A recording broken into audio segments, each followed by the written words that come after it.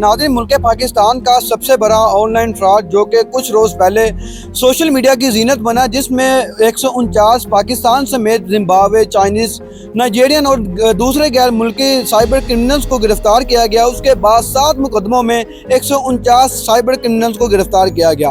उसके बाद इस केस में क्या डेवलपमेंट्स आती हैं कि 8वां मुकदमा भी होता है। उसमें मरकजी मुलजिम जो कि साबिक फैक्सको चेयरमैन और लीगी रहनुमा मलिक तहसीन अवान को गिरफ्तार किया जाता है और आज अदालत में पेश भी किया जाता है। सब की सब FIRs में जो कहानी शुरू होती है प्रोसिक्यूशन की, वो एक नाम से शुरू होती थी जिसका नाम तहसीन अवान अब सामने आ गया है। इसमें जो सबसे बड़ी एक इम्पोर्टेंट अपडेट है कि कुछ फॉरेनर्स के पासपोर्ट्स वहाँ से रिकवर होते हैं। तो वो 7 जो पासपोर्ट थे वो फेक और बोगस पासपोर्ट थे। वो जो ओरिजिनल चाइनीज़ हैं जिनके पासपोर्ट हैं वो पाकिस्तान में इंटर ही नहीं हुए। इसमें कितना देखते हैं कि सियासी प्रेशर हो सकता है? कुछ अफवाहें ये भी है कि ये तलाल चौधरी करवा रहा है सारा। बड़ा ऑनलाइन फ्रॉड पकड़ा गया है मुस्लिम, उस पर आपसे बाद में करूँ। हमारे साथ महर सकलैन मौजूद है जो कि एडवोकेट हाई कोर्ट हैं, तो इस केस को बारीकी से देख रहे हैं। इनसे पूछेंगे कि क्या डेवलपमेंट्स है इस केस की। 7 मुकदमों के बाद क्या ऐसी पेशरफ होती है कि 8वें मुकदमे की जरूरत पड़ जाती है। 7 मुकदमों में नहीं बल्कि 8वें में मलिक तहसीन अवान को गिरफ्तार किया जाता है। अस्सलाम वालेकुम जी वालेकुम अस्सलाम। कैसे हैं आप? अल्हम्दुलिल्लाह जी। सर बताइएगा कि 7 मुकदमे होने के बावजूद उसमें गिरफ्तार नहीं कर पाई NCCIA, फिर 8वां मुकदमा होता है, क्या कहानी है ये? जी इसमें जैसे कि आप सब लोग वाकिफ़ हैं कि 7 FIRs पहले हो चुकी हैं, हम एक दफ़ा डिस्कस भी कर चुके हैं। और सब की सब FIRs में जो कहानी शुरू होती है प्रोसिक्यूशन की, वो एक नाम से शुरू होती थी जिसका नाम तहसीन अवान अब सामने आ गया है कि जी उनके डेरे पे, उनके सेटअप पे उन्होंने सिस्टम बनाया, उन्होंने लोगों को किया, उन्होंने फ्रॉड करवाया।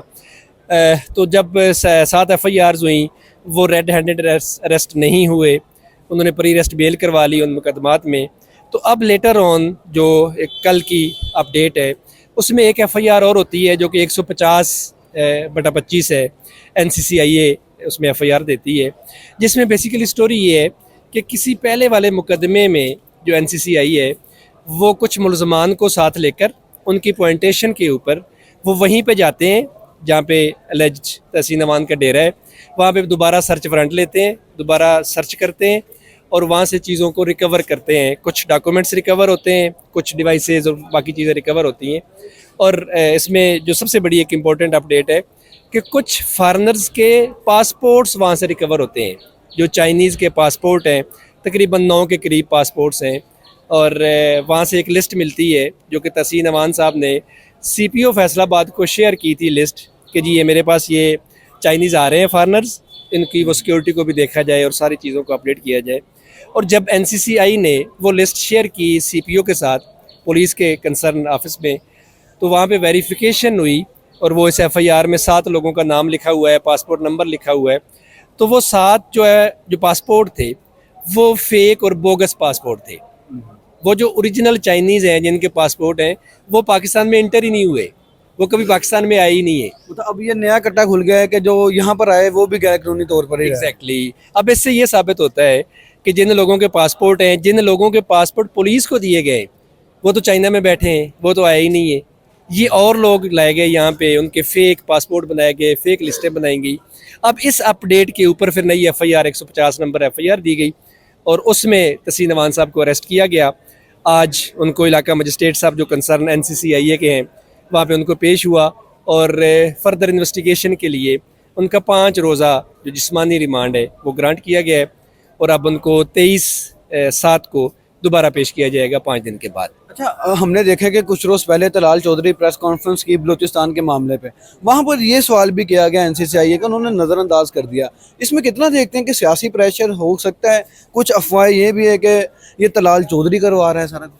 नहीं, मेरा नहीं ख्याल। वो एक मीडिया पे चल रहा है क्लिप कि तलाल चौधरी साहब से क्वेश्चन किया जाता है, कुछ साफ़ी भाई क्वेश्चन करते हैं तो वो उसको इग्नोर करते हैं।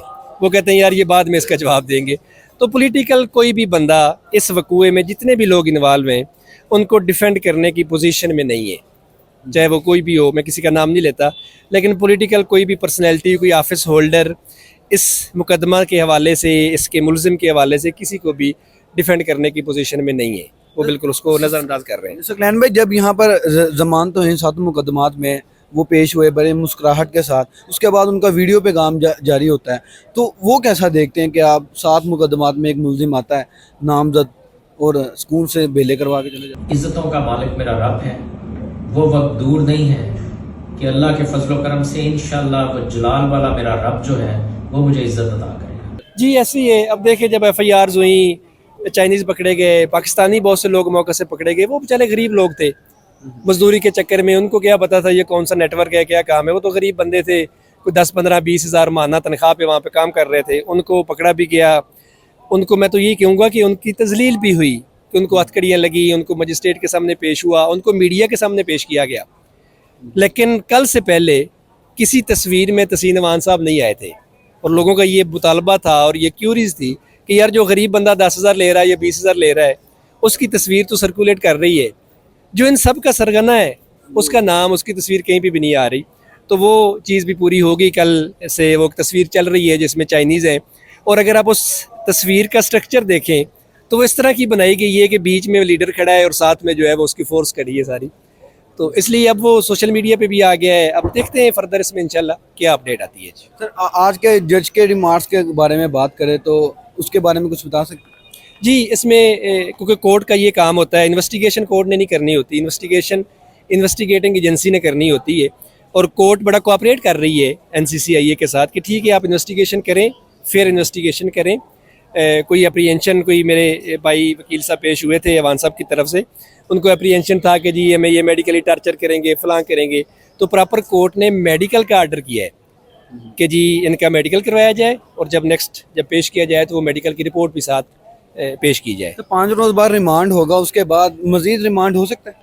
जी हो सकता है। इसमें जो है मैक्सिमम जब तक इन्वेस्टिगेशन कंप्लीट नहीं होती, जब तक ये पूरे चेन का पता नहीं चलता, इसमें बड़ी चीज़ें अभी रिकवर होनी है, बड़े डॉक्यूमेंट्स रिकवर होने हैं, बड़ी डिवाइसेस रिकवर होनी है। बड़ा वो डिजिटल सी वारदात है जिसमें डिजिटल चीज़ें इस्तेमाल हुई हैं, डिवाइसेस इस्तेमाल हुई हैं, एक पूरा चेन है। जैसे मैंने कहा पासपोर्ट्स के हवाले से, अब कुछ पासपोर्ट सामने आए हैं जो कि फेक निकला है, बोगस निकला है।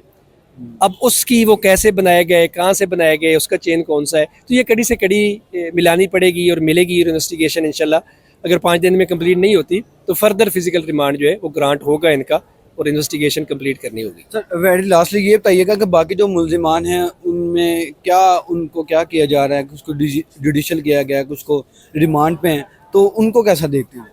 जो कुछ मुलजमान हैं इसमें, जो कुछ मुलजमान थे उनको जुडिशल कर दिया गया, इवन पहले दिन ही उनको जुडिशल कर दिया गया। कुछ मुलजमान का फिजिकल रिमांड दिया गया। आज भी कुछ फॉरनर्स भी पेश हुए हैं जिनका फर्दर 4 दिन का रिमांड हुआ है। तो वो बेसिकली जो NCCIA है वो केस टू केस वेरी कर रही है और डिटरमिन कर रहे हैं कि जिस बंदे का जो रोल बनता है, अब उस रोल को डिटरमिन जब वो कर लेते हैं तो उस डिटरमिन करने के बाद उसको जुडिशल करवा देते हैं। जिस बंदे का रोल डिटरमिन नहीं हो पा रहा उसका फिजिकल रिमांड क्लेम कर रहे हैं। तो इसलिए वो वेरी करता है पर्सन टू पर्सन, सबका एक पैमाने पे नहीं परखा जा सकता। बहुत शुक्रिया जी। नाज़रीन, ये अब तक की जो मुल्क पाकिस्तान का सबसे बड़ा साइबर क्राइम इसे कहा जा रहा है, जिसमें जो कि मज़ीद डेवलपमेंट थी, जिसमें 7 मुकदमात पहले थे, 8वां कल रात हुआ जिसमें मरकज़ी मुल्ज़िम मलिक तहसीन अवान को भी गिरफ्तार किया गया, आज अदालत में पेश भी किया गया, जिसकी फुटेज आप देख रहे हैं। तो ये सारी इस केस के हवाले से डेवलपमेंट्स आप तक पहुँचाई। इसके साथ मुझे इजाज़त दीजिए। अल्लाह निगहबान।